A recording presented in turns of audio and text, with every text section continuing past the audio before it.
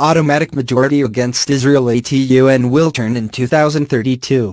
If the current trend holds, it will take another 14 years before the Palestinians will no longer be able to muster 50% of the 193-member body to vote against Israel.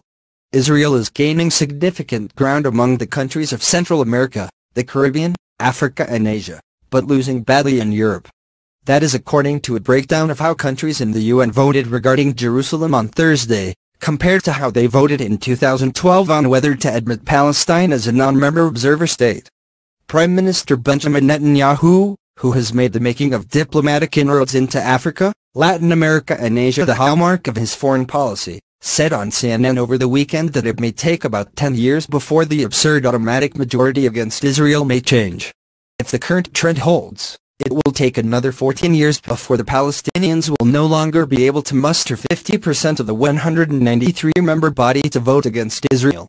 In the November 2012 vote, 138 states, or fully 71.5% of the General Assembly backed the Palestinians and voted against Israel, and another 55 either abstained or did not vote.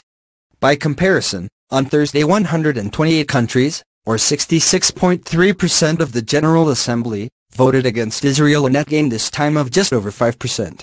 If 5% of the General Assembly moves in Israel's direction every 5 years, then by the year 2032, the automatic majority will be chipped away. The region that showed the greatest shift toward Israel when comparing these two votes is the Caribbean. In 2012, fully 77% of the 13 Caribbean states at the UN voted against Israel, a number that was whittled down this time to only 38%. Most significantly, Jamaica and the Dominican Republic switched from voting against Israel to abstaining this time. Not far behind the Caribbean islands in percentage shift toward Israel was Central America. In 2012, 6 of the 8 Central American states, or 75%, voted against Israel. Last week, only 3 Belize, Costa Rica and Nicaragua did so. Most significantly, Mexico changed from voting against Israel to abstaining, and both Guatemala and Honduras were among the 9 countries that voted with Israel and the U.S. In 2012, Honduras voted against Israel, while Guatemala abstained. Just weeks after the U.S. announced its embassy move, Guatemalan President Jimmy Morales announced that he had instructed his foreign ministry to follow suit and begin moving the embassy to Jerusalem. The change in South American voting was much less pronounced, though Argentina's switch from voting against Israel in 2012 to abstaining on Thursday was a sign of how much relations between Jerusalem and Buenos Aires have improved since President Mauricio Macri was elected in 2014. Still, 9 of South America's 12 countries voted against Israel last week, compared to 10 in 2012. There was a 12.5% shift in Israel's favor in Asia, though India's vote against Israel this time, as they did in the 2012 ballot, was surely a disappointment for Netanyahu, who has cultivated very close ties with Prime Minister Narendra Modi of India, and will be traveling there next month. In 2012, fully 91% of the 32 Asian countries in the UN voted against Israel, compared to 78% this time.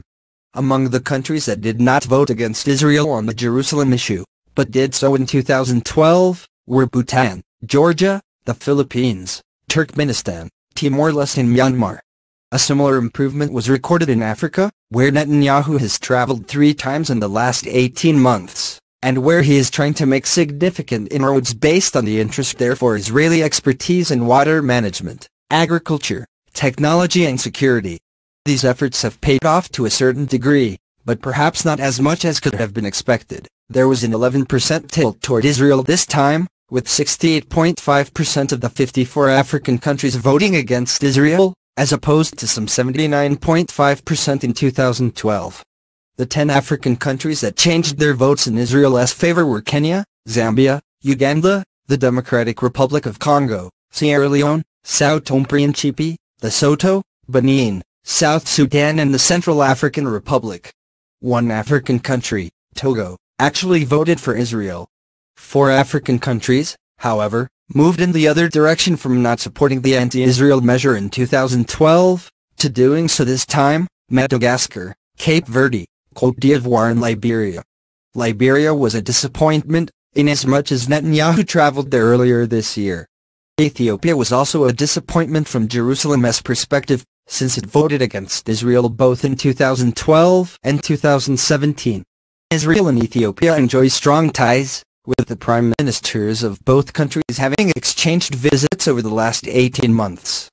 But the worst news for Israel, not surprisingly, came from Europe. Among the 28 European countries, fully 22, or 78.5%, voted against Israel on Thursday, including countries such as Germany, the Netherlands, Lithuania and Slovakia, which in the past could have been counted on to at least abstain on anti-Israel measures, especially Germany.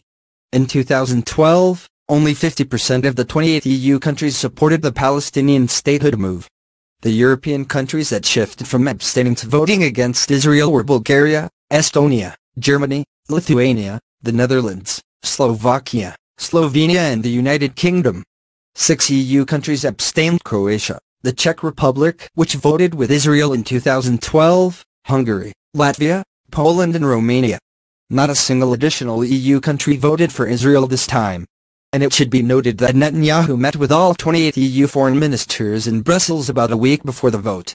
Likewise, Israel did not fare any better and in fact did a tad worse among the European countries in the UN that are not EU members, such as Norway, Switzerland, Belarus, Russia and Ukraine. In 2012, only 8 of the 17 non-EU European countries, or 47%, voted with the Palestinians.